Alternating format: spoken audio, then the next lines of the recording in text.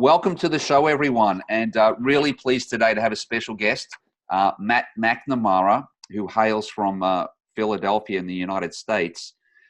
Matt's come to prominence in the last year or so with his very creative videos he does on sales. You know, Matt's a frontline sales guy and really a fresh voice on LinkedIn, I think, really showing us what's working at the coalface, if you like, of selling. Mm-hmm. But Matt, welcome to the show. Great to have you here. Thanks for having me. I appreciate it. I was looking forward to this all week, so I'm excited to hop on the show. Yeah. Great to meet you at last. I've been following you for a while, and I really love the videos. I think every Tuesday and Thursday you're posting something. Yeah, so every Tuesday, Thursday I post sales videos, and then every Wednesday, starting a few weeks back, I'll do a video that is Formcraft branded. That's the company I work for. So just coming up with ways to brand my company and what it is that we do and put it out on LinkedIn and YouTube. Yeah, that makes a lot of sense. That makes a lot of sense to do a bunch of videos that are like giving value and, giving, and then you do an occasional one that's about yourself and the company. Yeah, it's what Gary Vee says, like throw some jab with the value videos. Yeah. And every once in a while throw a right hook with, this is what I do, and if you want to sit down and meet, awesome. So yeah, absolutely. Working with, Yeah, no, I think it's a great initiative, and there's a lot of discussion that to be successful in sales, we've got to be content creators, or we've at least got to be content curators, right? Absolutely. So, yeah. Because that's where the intention is, Steve. It's right now, 2019, voice and video is really where a lot of the attention is. Like, you're doing these podcasts, which is awesome. I do videos, and the whole thing behind the videos is if I walk into a networking event and someone sees my name and they see I'm with Formcraft and they say, oh, I saw a lot of your videos. You seem like a really cool guy. I want to sit down and learn about how you can help my office space. That's really the whole, just personal brand and brand recognition. You bet. All right, Matt. Well, I'd really like to understand how you manage your sales, how you manage your territory and so forth. So let's get into that. And I think something really important for sales folks is to manage their time carefully. And there's so many demands on our time, right? We've got our internal meetings, there's administration, there's updating the CRM, there's visiting customers, your prospect. Like there's our time can go very quickly. So how do you approach managing this precious resource? Yeah, it's very important. So I would say to start, my day starts the night before. So I'll sit down with my sales journal, and I'll plan out my entire day from start to finish. So from 6:30 a.m. when I get into the office till 6 o'clock at night when I leave, I map out what I'm doing every hour on the hour. I'll also sit down and plan out, I make about 60 to 75 calls a day, what all of those calls are going to look like, what those conversations are going to look like. So when I'm sitting down to start my day, I'm not spending the first 30 minutes of my day planning out my day. And then when I'm making my phone calls throughout my time blocks, I don't have to think about who do I have to call next and do some research. That's done the night before. So any sort of administration tasks, research, stuff like that, I'll do before I start work or after work. So during, 6 o'clock to 5, the going and prospecting hours, I'm either picking up a phone, making a cold call, out in the field, door knocking, meeting with a prospect, at a networking event, or writing handwritten notes or emails. So it's very important to, prioritize your time and make sure that you're spending your time wisely throughout the day. And those golden hours, you only have 8 of them. So I like to pack as much prospecting in those 8 as I can. Yeah. So I think that's interesting. A lot of folks, they might plan their day the day before, but I don't really hear about many folks planning out each hour so carefully and every call and getting the research done. So that's got to give you a big advantage to do all of that. Yeah, so I'm not wasting time when I walk in the office and I'm just banging out my calls in my time blocks, and it helps me get into a rhythm, right? And it's a lot easier that way, and you're not wasting time. So, wow. Well, that's good. So how much time are you spending prospecting versus managing deals? And do you maintain prospecting activity even when you're getting busy with, managing customers and so forth? How do you manage that? So my thing is there's no excuse not to prospect every day. So if I'm not picking up the phone at least 50 times a day, I have to fit that in. or else it's not a good day. Even when Right. there's a lot of things going on, networking meetings, I have to come in a little bit earlier and make those calls before 8 o'clock, before even the receptionists and gatekeepers get in, and I'm going to get those decision makers. I'll have to do that. So I have to make sure that I get 250 phone calls done every single week to hit my number of meetings booked, which is going to result into sales. So Yes. I need to get that done. Obviously, managing opportunities is important. Now, I have more of an SDR role at my company, so I'm partnered up with one of the principals of my firm, so I'm keeping his pipeline healthy. I'm setting his meetings. I'm finding out who's an opportunity, who's not, and finding out timing on some things. So, but for me, it comes down to just picking up the phone every single day, no matter what else is going on, and you can find time. You can find time to make 10 calls here, 10 calls there. That adds up. Yep. Yeah. I think that's gold, Matt. Thanks for that. And something I thought was really commendable from you was you've actually published on LinkedIn your call stats. Mm-hmm. So, I think that's really bold to put yourself out there, and they're pretty impressive to maintain that call activity. Yeah, so I put my call numbers out there and also write at least 200 to 300 handwritten notes a month. So I put those out there as well, and just to keep track and keep myself accountable to activity. And if I have a bad month, I could go back and look, why did I have a bad month? Well, I had a bad month because I didn't make 850 calls, which I should have. So it just keeps me accountable. It's all about activity. Yeah. Yeah. I think it's good, right? It's like if you want to make a new habit or you want to break a bad habit, if you tell a bunch of your friends about that, you're more likely to stick to it, right? If you put yourself out there. I completely agree. Yeah. And for me, I think we were touching on this before we hopped on about the importance of time blocking. Yeah. So I think it's the only way to make cold calls is time block. And I equate cold calls a lot of times to playing a sport. So playing basketball, if you watch basketball all the time, you see a guy, he's not hitting his shot, starts to shoot more, maybe one goes in, gets into a rhythm, he's feeling good, and now he's hitting every shot. And it's the same thing with cold calling. Right. You're not sitting down there and doing 20 call bursts and getting into a rhythm. It's going to be really, really tough to have a conversation with someone if you're not in a rhythm. And what I do is I do 3 before 12 o'clock. I'll do 3 20 call blocks. So I'll do 20 calls, and then I'll actually leave my office. I'll walk around my building twice to get some fresh air, go back in the office, do another 20, leave the office, walk around the building, and then do another 20. So before noon, I'm usually 60 calls in. And it just keeps me fresh, but at the same time blocking. If I wasn't doing that, I would never get into a rhythm, and I wouldn't be having conversations I'm having with these contacts when I get them on the phone. So. Well, I think really great tips there. Yeah, the worst thing we can be doing is trying to multitask, because there's actually no such thing as multitasking, what I've read. We're actually task switching because we can only do one thing at a time. So, we make a call and then we start doing some admin. And we're not doing anything really well when we do that. We do need to go deeply into an activity, be doing it for a sustained period, really get it. And we all know that instinctively, right? We get into a zone and we're going to be much better at it. So that's great. So, that's great. So 3 20 call blocks before lunch even. That's pretty. Before noon, yeah. Yep. All right. So Matt, just changing gears a bit. So when you're looking at a territory, and planning out a territory, how do you view that, and how do you approach that in the best way? What are your thoughts? Yeah, absolutely. So to start, I would say that my mentality when approaching a territory is that I want to be the mayor of that territory. So everything that I do, everything that I say to a prospect, I want it to come back to, I'm going to be the mayor of that territory. It might take me 1 year to become the mayor.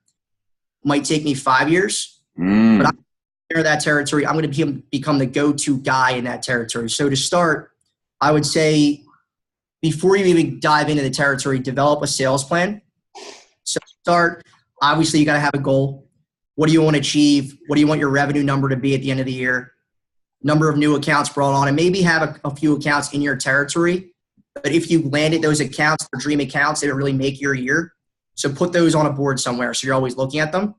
And I would to go through the strategies. how am I going to get there? So certain questions I would want to have asked or answered before I start diving into the territory is, who are our best customers? What do they look like?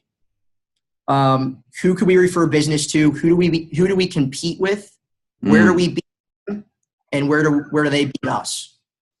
And then after that, it's just actions, figuring out how many calls do I need to make? How many notes do I need to send? How many emails do I need to make to set up enough meetings to hit my number? And then once I have that, just start attacking the territory. So to start, I would find out who are the best customers, who are the companies that look like our best customers. I would start going after them first because I'm going to have a really good penetration rate to convert them into customers. Okay. When you say who would be the best customers, are they like similar to existing customers or similar to existing ideal? companies? Yep. Similar to existing customers that we already have on the books. Yep. Sure. That would be easy to bring on board as a customer. So I would start there. Yep. I would then start going in the field, visiting every single business, current customers included. So customers, I would go and make sure that our product is working up to the standards that was promised, drop off my card and let them know if there's any sort of referral program that we have. Maybe we could pay them a certain amount of money if they refer us to another business in that town. And any event going on in town, Steve, I'd be at. So if there was a Christmas tree lighting event, if there was a pumpkin picking event, I'd be there. And I'd just be handing out my business cards to everybody, making sure that everyone knows who I am, what I do, and how I could help them out at some point down the road when it makes sense to meet. And then I would follow every business on social media, Facebook, Twitter, Instagram, and I would engage in their content. So whenever any one of those people posts on Facebook, LinkedIn, Twitter, Instagram, I'm commenting how great it is. I'm liking all their stuff. Eventually, over time, they're going to be like, who's this Matt guy that keeps liking my stuff? Yes. And then they're going to recognize me. I'm going to pop in their business. They're going to be, oh, you like my past 5 Facebook posts. I know who you are. So that's how I would start. And then any new business opening up in the territory, I would go over there and offer to promote their business, whether it be a video or a post on social media. Oh, wow. And I would not even, this is probably the most important thing, I would offer to promote the businesses in the town that don't have us without even the expectation that they're going to work with me in the future. So no strings attached. I want to promote I want to bring customers into your business. And listen, if it ever makes sense for us to do business down the road, call me and I'll love to sit down with you and see if we can help you out. But that's exactly probably how I would attack. So sort of like a welcome to the neighborhood. Yeah, we're in the neighborhood. I'd love to help you out. And you do some activity for them. That's great. Yeah. So Steve, that's like my number one goal right now in Philadelphia is I want to be the mayor of Philadelphia. Philadelphia's a big city. Is that a really ambitious goal? Yeah. Like there's tons of business people, tons of salespeople. Yep. But that's why I'm creating all these videos around Philadelphia. And if you notice, the videos I post on Wednesdays don't necessarily have to do with my company. They actually have to do with Philadelphia. And what I'm trying to do with that is I'm trying to make myself and my company become synonymous with Philadelphia. So when anyone thinks about Philadelphia, they're like, oh, I learned about Philadelphia from Matt at Formcraft. Yes. So that's what I'm trying to build right now with the company videos. Yeah. No, that's awesome. I love this concept of wanting to be the mayor of the territory. And and then you talked about, setting up your goals for the year, your number of accounts, referrals, then you're going to work out how many calls, how many prospects you're going to need. You'd be breaking that down by week, and knowing what your goal is. And then, so what about you, Steve? How did you attack a territory in the past? What was your? Yeah, I think quite similar to you. I like your concept of starting with the customers that are similar to the best customers you have, and I think too many salespeople or companies overlook the close-in opportunities. So if we're doing really well with, let's say, accounting firms, selling furniture to accounting firms, we've got 5 or 6 really great referral sites there. Let's target all the accounting firms in the territory, right? And you do get into a rhythm with that, a bit like your prospecting, because you get to know what's important to those types of customers. Exactly. Right. And then, the language to use. Yeah, exactly. Exactly. So you approach 20 accounting firms over a week. You're going to be pretty good. You're going to be pretty tuned in to what's going to work with them and what's important to those guys. So I think that's something that instead of going into pure, very cold territories, maybe we do a little bit of that with some of our outbound work, but I would always prioritize the stuff that's very close in. Yeah. So you land quickly. Yeah. Yeah, absolutely. That's going to be your best ramp up, and getting referrals. Getting those really strong referrals. And going to every networking event in that territory. Yeah, I think that's a great idea. I think Everyone, a great idea. I mean, I go to at least 3 networking events every Tuesday, Wednesday, Thursday, every single night. I'm at a networking event. They can be tough sometimes. I don't know anybody when I'm walking into the networking event, but I know at least 10 people when I'm walking out. And what I usually do, Steve, is I'll put them in Salesforce. I'll send them a handwritten note with like a little gift card to a coffee shop down the street. Oh, okay. And I'll say, listen, it would be great to learn more about you and see if I can help you out. Let's go meet for coffee next week if you can meet. Sure. And 100% of the time they're meeting. So just building up that circle of influence, building up those referral sources. And obviously, with referrals, it's going to take a really long time maybe to get a referral, but you have to be giving referrals to get referrals. So yes.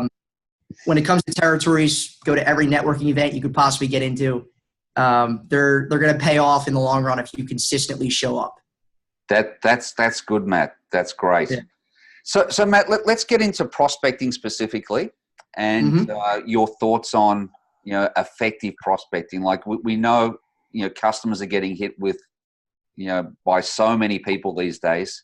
So how do you get attention?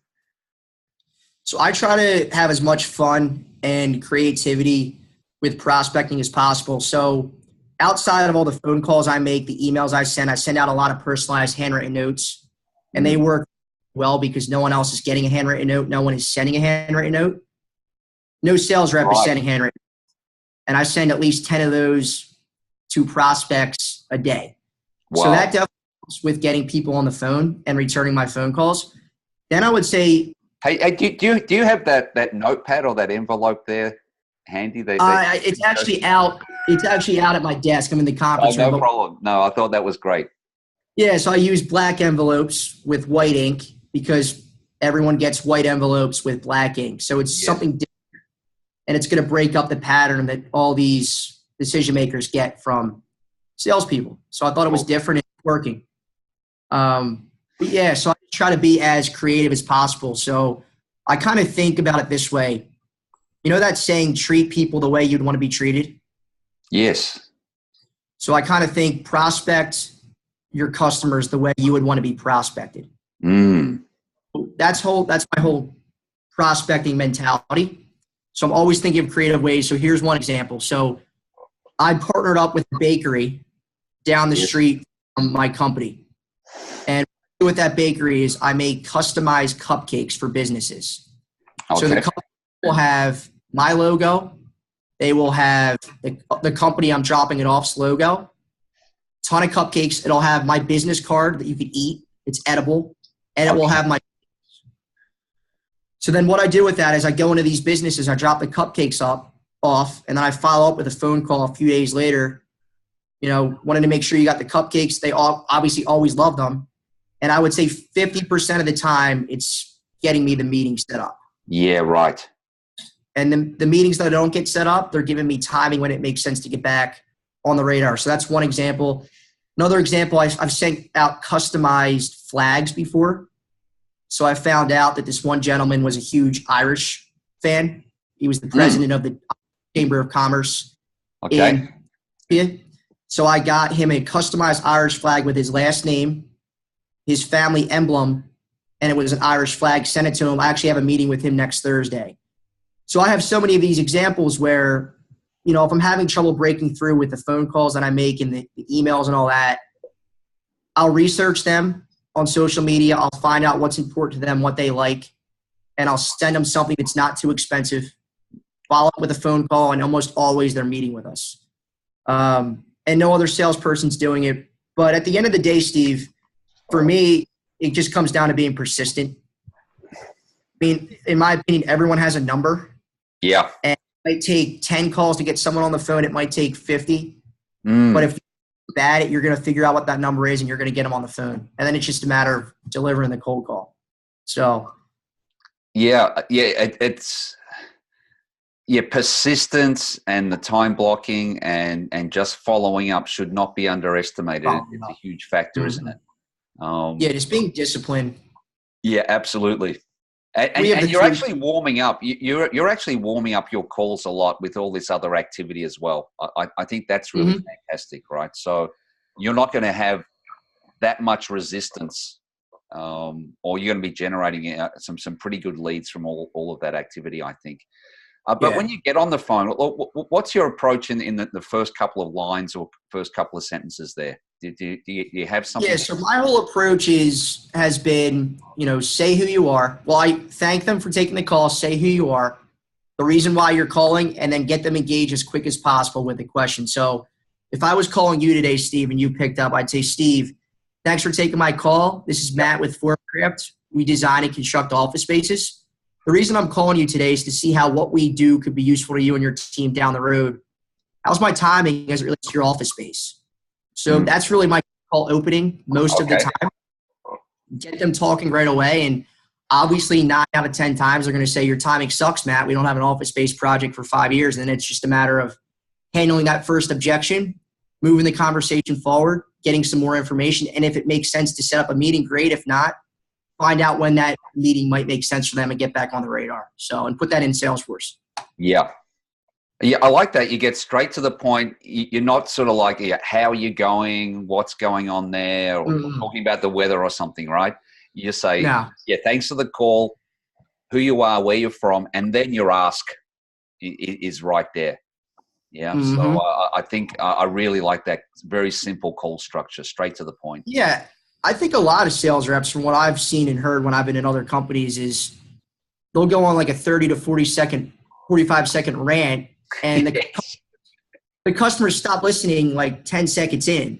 So I try to be as quick as possible, get them talking as quick as possible, because I'm interrupting their day.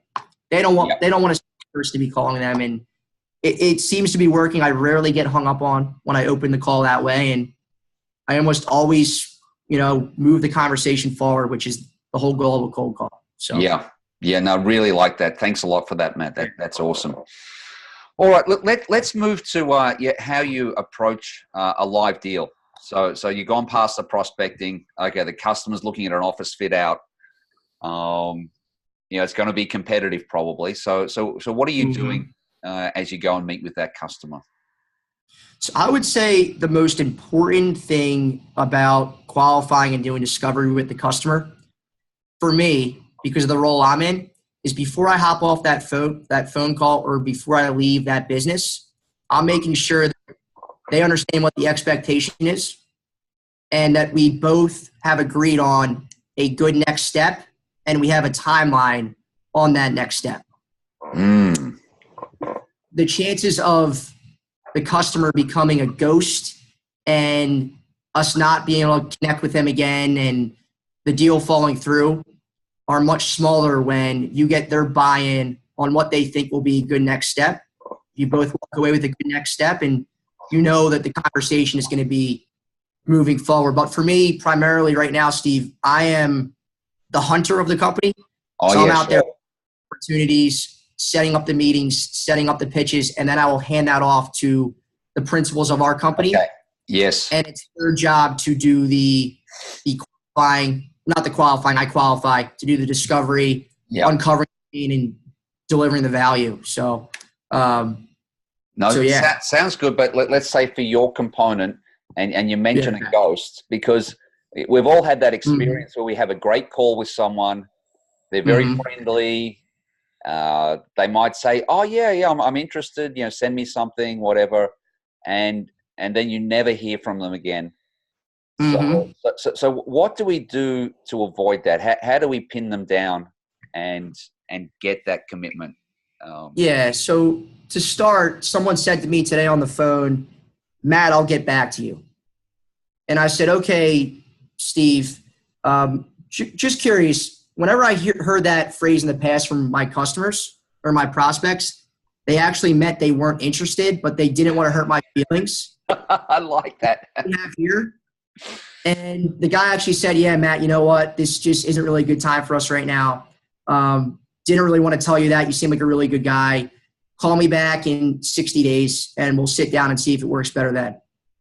So I would say whenever something like that comes up where they say they're going to get back to you and they don't really want to set up a next step, not necessarily call them out on it, but kind of be stern and ask them, are you really not interested in this? Because, you know, I don't say you don't want to be wasting your time. Sure. But when you ask that question, they're gonna tell you if they're not interested, and then you move on to the next prospect. Yeah, absolutely. And if you're doing the activity and you're building up a good pipeline, you don't have to be chasing dead leads or dead deals, right? Yeah. Or trying to do something unnatural with a customer to sort of force them to have a meeting when it doesn't make sense for anyone. So I think that, you've got to really qualify it out and just move on to the next call, the next prospect. And always be prospecting. I mean, even when there's a lot of deals on the table that you could close, if you're not sitting down at least a couple times a week, making phone calls and out in the field door knocking, your pipeline is going to be really hurting in 3 months. Yeah. So what you do is really going to benefit you in 3 months, 6 months. Yeah, absolutely.